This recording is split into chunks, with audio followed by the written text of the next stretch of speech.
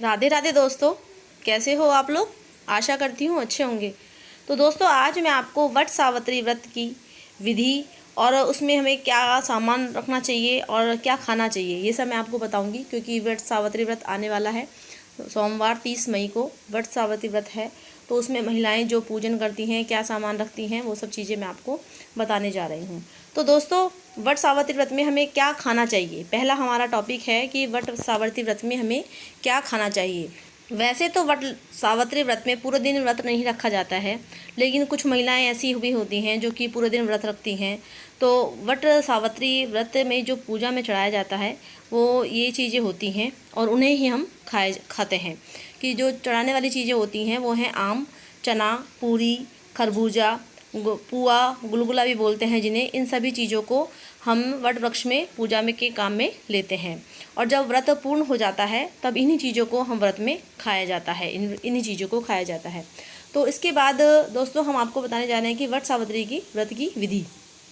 तो वट सावित्री व्रत में हमें वट सावित्री व्रत के दिन प्रातःकाल पहले सबसे पहले सफाई करके हमें स्नान आदि से निवृत्त हो जाना चाहिए।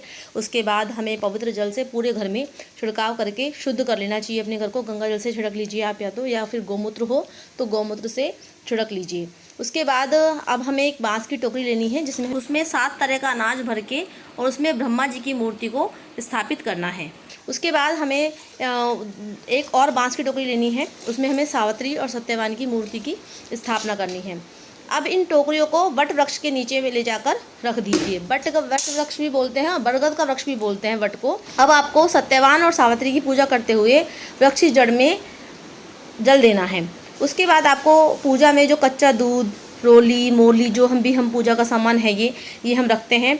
रोली, मोली, जल, फूल, भिगोया हुआ चना और धूप, ये सब चीज़ हम उनसे पूजा करते हैं सत्यवान सावित्री की।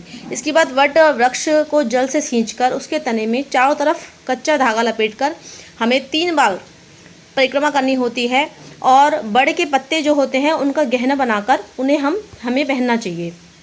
वो हमें पहनने से उससे पहन के ही हम कथा सुने, वट सावित्री की हम कथा सुने। उसके बाद अगर हम भीगे हुए जो हमारे चने हैं उनका हम मायना निकाल के उनमें पैसे रख देने ज़रूरी हैं। दक्षिणा ज़रूरी होती है, इसलिए हमें दक्षिणा ज़रूर रखनी चाहिए।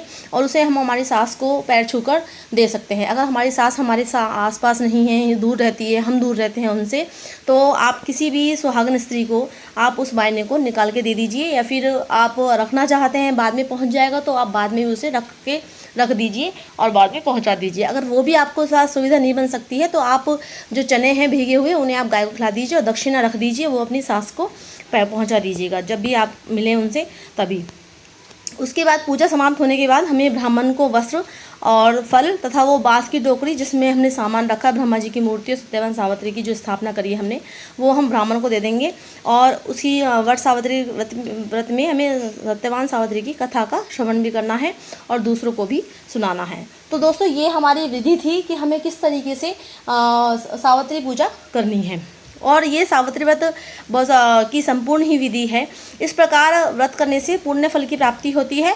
और यह व्रत करके महिलाएं वट के पेड़ की पूजा अर्चना करके अखंड सुहाग वर मांगती हैं और पति की लंबी आयु के लिए प्रार्थना करती हैं। तो दोस्तों, ये वट सावित्री व्रत की पूजा विधि, सामान जो हम पूजा में सामान लेते हैं वो मैंने बताया है। तो ये आज की मेरी वट सावित्री व्रत की संपूर्ण विधि है। और मेरी वीडियो को प्लीज़ लाइक एंड शेयर ज़रूर करिएगा। और अगर आप मेरे चैनल पे नए हैं तो प्लीज़ मेरे चैनल को सब्सक्राइब ज़रूर करिएगा। तो राधे राधे दोस्तों, धन्यवाद।